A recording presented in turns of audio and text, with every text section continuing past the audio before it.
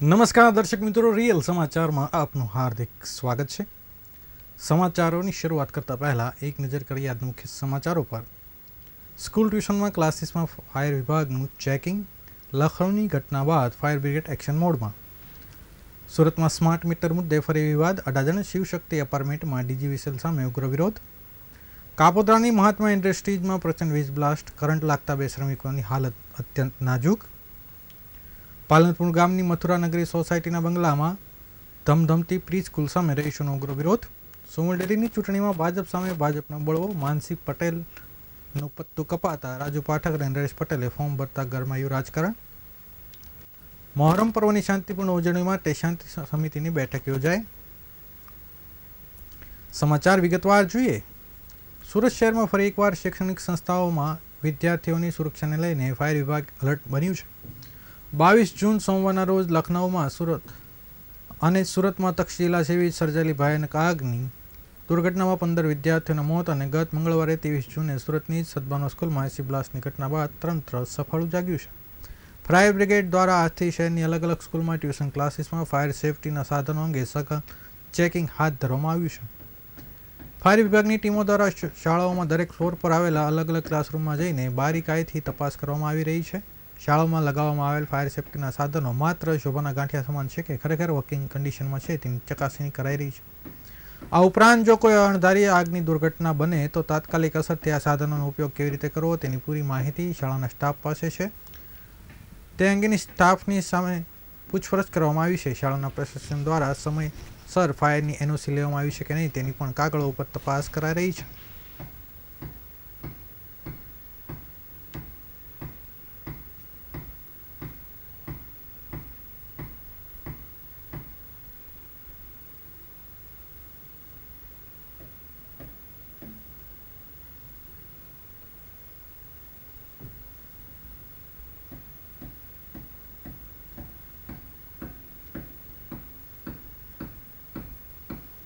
સુરત શહેરના અડાજણ વિસ્તારમાં ઓમ શિવમ કોઓપરેટિવ સોસાયટીમાં સ્માર્ટ મીટર બદલવાના મામલે ભારે બબાલ થઈ હોવાની ઘટના સામે આવી છે।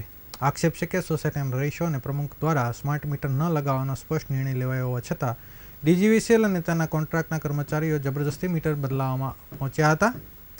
આરોપ છે કે સ્થાનિક મહિલાઓ જ્યારે પોતાની પરવાનગી વગર થઈ રહેલી આ કામગીરીનો વિરોધ કર્યો ત્યારે કર્મચારીઓ ઉશ્કેરાઈ ગયા હતા અને કર્મચારીઓ મહિલાઓ સાથે અભદ્ર વર્તન કરી ગાળાગાળી અને મારપીટ શરૂ કરી દીધી હતી। ઘટના અંગે વિગતવાર માહિતી આપતા સોસાયટીના રહીશ 52 વર્ષીય મીનાક્ષીબેન સોલંકીએ જણાવ્યું હતું કે એક વિધવા છું અને લોન્ડ્રીનો નાનો ધંધો કરી મારું ગુજરાન ચલાવું છું। બપોરે 2 વાગે મારી વહુનો ફોન આવ્યો કે સ્માર્ટ મીટર લગાવવા માટે લોકો આવ્યા છે। ખરેખર તો અમારા સોસાયટીના પ્રમુખ સાથે અગાઉ જ વાત થઈ ગઈ હતી કે અમારે કોઈ પણ સ્માર્ટ મીટર નાખવા નથી, છતાં પણ જીઈબીના માણસો અને કોન્ટ્રાક્ટરો દ્વારા આવી સ્માર્ટ મીટર લગાવવાની કામગીરી શરૂ કરવામાં આવી હતી।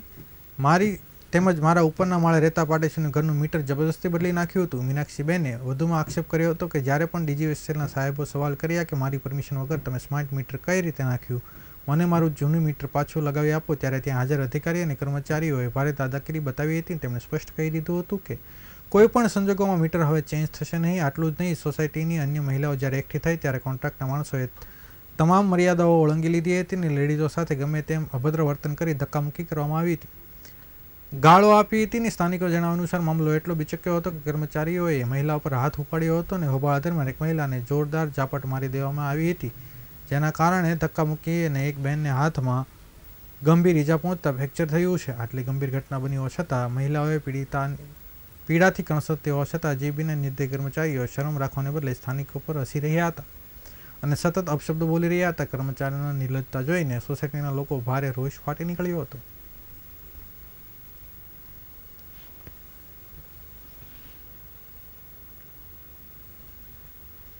2 વાગે કે આપણા સોસાયટીમાં સ્માર્ટ મીટર ચેન્જ કરવા માટે આવ્યા છે। એકચ્યુઅલી ખરેખર અમારા પ્રમુખોની સાથે અમારે બધાની વાતચીત થઈ ગઈ હતી કે અમારે સ્માર્ટ મીટર નાખવા નથી, છતાંય જીઈબીના માણસો આવ્યા, કોન્ટ્રાક્ટરો આવ્યા અને મારું મીટર અને મારા ઉપરવાળાનું મીટર ચેન્જ કરી જ નાખ્યું હતું। મેં જીબી વાળા સરને કીધું કે આ મીટર જે ચેન્જ કર્યું છે મને સ્માર્ટ મીટર મારી પરમિશન વગર તમે નાખ્યું કેમ, મને મારું જૂનું મીટર મને ફરીથી નાખી આપો તો એમણે મને દાદાગીરીથી કીધું કે મીટર તો કોઈ સંજોગમાં મીટર ચેન્જ થશે નહીં, બરાબર છે. અને અમારું નહીં માન્યું, સોસાયટીની લેડીઝો સાથે ગમે તેમ અભદ્ર વર્તન કર્યું અને ગમે તેમ લેડીઝોના સાથે વાતો કરી અને ધક્કામુક્કી કરી, ઝાપટ મારી છે. એક બેનને હાથમાં ફ્રેક્ચર થયું છે. આટલું બધું થયા છતાં પણ જીબીના માણસો અમારા ઉપર હસે છે અને ગમે તેમ ગાળો બોલે છે. હવે ત્યાં અમે 100 નંબર ફોન કર્યો, સોસાયટીમાંથી બધાએ ફોન કર્યો, પોલીસ વેન આવી. પોલીસને અમે કીધું કે સર, અમારું આ પરમિશન વગર મારું મીટર ચેન્જ કર્યું છે. હું વિધવા બાઈ છું, લોન્ડ્રીનું કામ કરું છું, છતાંય સર એવું કીધું કે તમે બધા પોલીસ સ્ટેશન આવો. અમે પોલીસ સ્ટેશન આવ્યા છીએ અત્યારે પોલીસ સ્ટેશન ઉપર. હવે અમારી ફરિયાદ કોઈ લેતું નથી. સુરતના કાપોદ્રા વિસ્તારમાં આવેલી મહાત્મા ઇન્ડસ્ટ્રીયલ એસ્ટેટમાંથી એક અત્યંત ચકચારી અને ભયાનક અકસ્માત સામે આવ્યો છે, જ્યાં એક કારખાનામાં કામ કરી રહેલ 2 કર્મચારીઓ અચાનક જોરદાર વીજ કરંટની ઝપેટમાં આવી ગયા હતા. આ કરંટ એટલો પ્રચંડ અને ભયાનક હતો કે વીજ બ્લાસ્ટના કારણે કારખાનામાં ભોંયતળિયાની લાદીઓ પણ ઉખડી હતી અને હવામાં ફંગોળાઈ ગઈ હતી. કરંટ લાગવાના કારણે બંને શ્રમિકો ગંભીર રીતે દાઝી જતા બેભાન થઈ જતા તેને તાત્કાલિક ધોરણ અર્થે નજીકની હોસ્પિટલમાં ખસેડવામાં આવે છે, જ્યાં હાલ બંનેની સ્થિતિ અત્યંત નાજુક હોવાનું જાણવા મળ્યું છે. આ ગંભીર દુર્ઘટનાની જાણ થતાં ડીજીવીસીએલના ટેકનિકલ ટીમ ઘટના સ્થળે દોડી આવી હતી અને શોર્ટ સર્કિટ થવા પાછળનું ચોક્કસ કારણ જાણવા માટે વીજ લાઇન ઝીણવટપૂર્વક ચેકિંગ હાથ ધર્યું હતું અને તપાસના ચક્રો ગતિમાન કર્યા છે.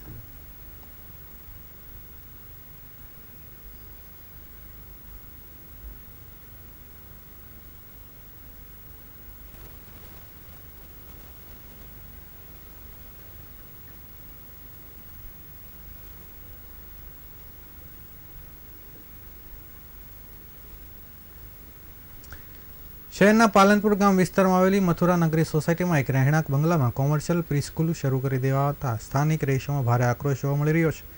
સોસાયટીના રહીશો દ્વારા આ સ્કૂલ સામે છેલ્લા કેટલાય વર્ષથી સતત વિરોધ પ્રદર્શન કરવામાં આવી રહ્યું છે, જેમ છતાં કોઈ ઉકેલ ન આવતા રહીશોમાં પાલિકા તંત્ર સામે પણ નારાજગી વ્યાપી છે.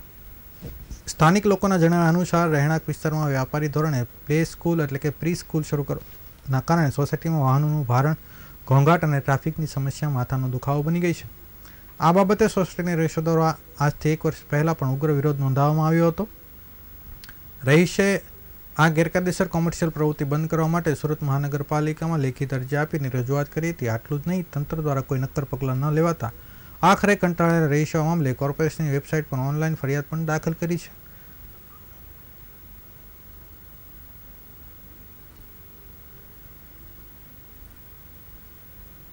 એમાં એ છે કે આ સોસાયટીમાં ઇલીગલ બાંધકામ કરેલું છે સ્કૂલનું. સોસાયટીના મેમ્બરમાંથી કોઈ પરમિશન નથી આપી. આ પ્રોપર્ટી જે માલિક લેવાના હતા એમને બી પહેલે કહી દીધું હતું કે તમે કમર્શિયલ યુઝરું આ રેસિડેન્ટ લેવાના છો તો નહીં લેતા, રેસિડેન્શિયલ પ્લેસ છે, કોઈ પરમિશન નથી આપી. સોસાયટીની દીવાલ રાતોરાત તોડેલી છે ને પછી પાર્કિંગ વાળું બહુ લડાઈ અહીં ચાલે છે કે એમ કહે છે કે અમારો એરિયા કહેવાય. આ સોસાયટીનો રોડ છે, આ એસએમસીની જગ્યા છે. આ સોસાયટીની સામે જે રોડ છે એસએમસી નો છે અને આ જગ્યા છે એસએમસી ની છે. આ કોઈ બી ગાડી પાર્ક કરી શકે છે. તો આ લડાઈ એ બાબતની છે. એ ભાઈ એમ કહે છે આ જગ્યા અમારી છે, અમે પાર્કિંગ કરશું. એ સોસાયટીમાં કોઈ પરમિશન નથી, ઇવન સેક્રેટરીએ બી નથી પરમિશન આપી. આ સમસ્યા કેટલા વર્ષથી છે? આ 1 વર્ષથી ચાલે છે આ પ્રોબ્લેમ. રેગ્યુલર કોઈ બી સોસાયટી મેમ્બર હોય જે ગાડી મૂકે કે કોઈ બી અંદર જાય, અમુક વાર દાદા કેવી કરે છે કે સોસાયટીની બહાર ગાડી મૂકી દે છે, કોઈને અંદર નહીં આવવા દેવા, કોઈને બહાર નહીં આવવા દઈશ એવી ધમકી આપે છે. પ્લસ એવું કહે છે કે સોસાયટીના કોઈ બી માણસ હોય કોઈ બી આવી જાવ, કોઈ વાંધો નથી, ધમકી આપે છે, લડાઈની ધમકી કે કોઈની નોકરીનો કોઈને એ છે. ઘણા સમયથી વિવાદોમાં વળમાં રહેલી દક્ષિણ ગુજરાતની જીવાદિત સમાન સુમુલ ડેરીની ચૂંટણીમાં રાજકીય ગરમાવો આવી ગયો છે. ચૂંટણી ફોર્મ ભરવાના અંતિમ દિવસે ભાજપના જ પક્ષના આંતરિક મોરચે મોટો બળવો સામે આવ્યો છે, જેમાં ભાજપના સત્તાવાર ઉમેદવાર સામે ભાજપના દિગ્ગજ નેતાઓએ મોરચો માંડી અપક્ષ ઉમેદવારી ફોર્મ ભરી દીધા છે. ભાજપ હાઈકમાન્ડ દ્વારા સુમુલ ડેરીની 16 બેઠકો માટે પોતાના સત્તાવાર ઉમેદવારનું નામ મેન્ડેટ જાહેર કરવામાં આવ્યું છે. જોકે આ યાદીમાં સુમુલ ડેરીના પૂર્વ ચેરમેન અને સહકારી અગ્રણી માનસિંહ પટેલને પડતા મૂકવામાં આવતા ભારે આશ્ચર્ય સર્જાયું છે. બીજી તરફ પક્ષ માટે કેટલાક જૂના અને વિવાદાસ્પદ ચહેરાઓની ફરીથી મેન્ડેટ અપાતા આંતરિક અસંતોષ ભભૂકી ઉઠ્યો છે. મેન્ડેટમાં કપાતા ટિકિટ વિતરણની નારાજ નેતાઓ આજે ફોર્મ ભરવા છેલ્લા દિવસે શક્તિ પ્રદર્શન સાથે મેદાનમાં ઝંપલાવ્યું છે. સુરત ડિસ્ટ્રિક્ટ બેંકના પૂર્વ પ્રમુખ નરેશ પટેલને પક્ષ સામે બળવો પોકારીને વાલોડ બેઠક પરથી ફોર્મ ભરી દીધું છે. સુમૂલ ડેરીના પૂર્વ ઉપપ્રમુખ રાજુ પાઠકે પણ પક્ષના સત્તાવાર ઉમેદવાર સામે પોતાનું ઉમેદવારી પત્ર દાખલ કરી દીધું છે.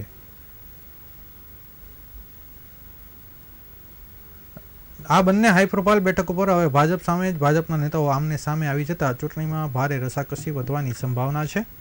એક તરફ જ્યાં વાલોડ અને વ્યારામાં જંગ જામ્યો છે, ત્યારે બીજી તરફ સોસાયટીના અન્ય વિભાગની કેટલીક બેઠકો સમરસ કે બિનહરીફ થાય તેવા સમીકરણો ગોઠવાયા છે.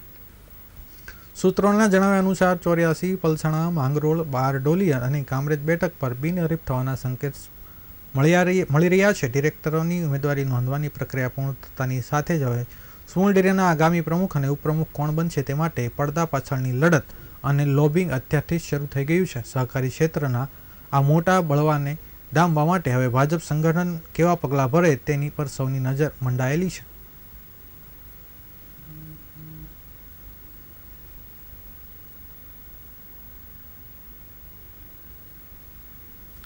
આવનારી 26 જૂનના રોજ શહેરમાં ઉજવનારા મોહરમ પર્વને ધ્યાનમાં રાખી સુરત પોલીસ દ્વારા એક મહત્વપૂર્ણ શાંતિ સમિતિની બેઠકનું આયોજન કરવામાં આવ્યું હતું. સુરત પોલીસ કમિશનર અને ઉચ્ચ પોલીસ અધિકારીઓની સીધી ઉપસ્થિતિમાં યોજાયેલી આ બેઠકો મુખ્ય ઉપદેશ શહેરના કાયદો અને વ્યવસ્થાને કોમી એકતા જાળવી રાખવાનો છે. આ બેઠકમાં સુરત શહેરના તમામ ધર્મના, સામાજિક, ધાર્મિક અગ્રણીઓ તેમજ વરિષ્ઠ પોલીસ અધિકારીઓ મોટી સંખ્યામાં હાજર રહ્યા હતા.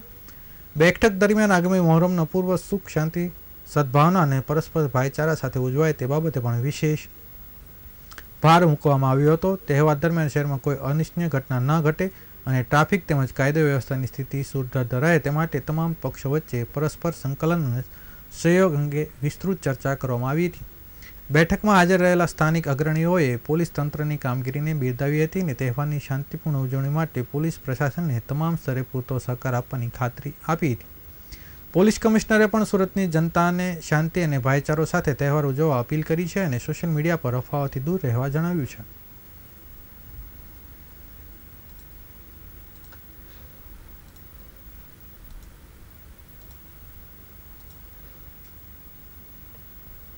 આ હતા અત્યાર સુધીના રિયલ સમાચાર. નવા સમાચારો સાથે ફરીથી મળીશું. ત્યાં સુધી રજા આપશો. નમસ્કાર.